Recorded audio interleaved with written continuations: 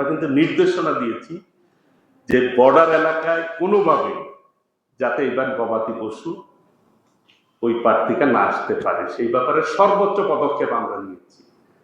আমাদের এই মুহূর্তে প্রায় 1,23,34,000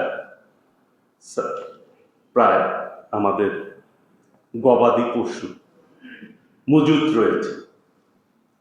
আমাদের চাহিদা কিন্তু আছে 1,02,00,000, প্রায় 22 লক্ষ গবাদি পশু আমাদের সারপ্লাস আছে এই কুরবানির।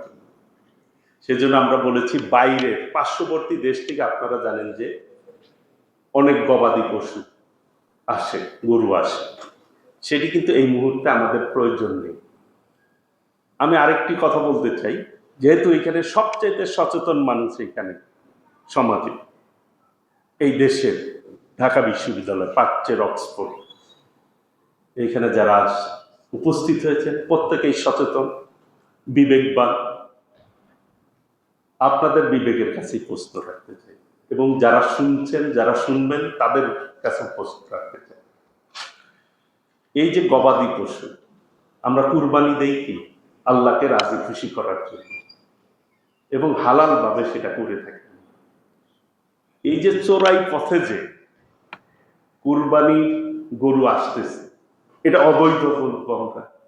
যদি এসে থাকে, আমরা কিন্তু নির্দেশনা দিয়েছি যে বর্ডার এলাকায় কোনোভাবে যাতে এবার গবাদি পশু ওই পার থেকে না আসতে পারে সেই ব্যাপারে সর্বোচ্চ পদক্ষেপ আমরা নিয়েছি। তারপরেও যদি চোরাই গরু কি আমরা কুরবানি হবে কি হবে না, অবৈধ গরু কুরবানি হবে কি হবে না, এই ব্যাপারেও তো আমাদের সচেতন থাকা উচিত নাকি? আমরা যারা ক্রেতা তাদেরও কিন্তু এই ব্যাপারে সচেতন থাকা উচিত। আমাদের পর্যাপ্ত আছে আল্লাহ, আমরা দিন দিন এই সেক্টরে উন্নতি করতে পারব এবং আমরা একসময় যেরকম বলতাম মাছে ভাতে বাঙালি, আমরা বাংলাদেশের মানুষের চাহিদা পূরণ করে এই সেক্টরে সর্বোচ্চ রপ্তানি আয় করতে সক্ষম হব ইনশাআল্লাহ আমরা।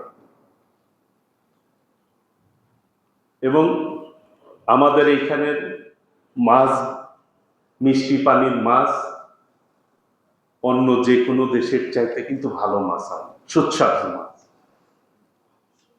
এবং গরুর ক্ষেত্রেও যদি বলি যে আমাদের গরু, দেশি গরু যেটি, সেটি কিন্তু খেতে খুবই সুস্বাদু।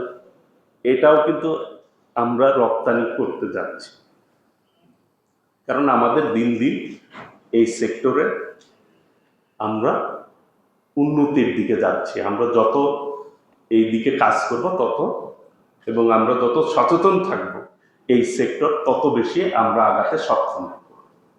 আমি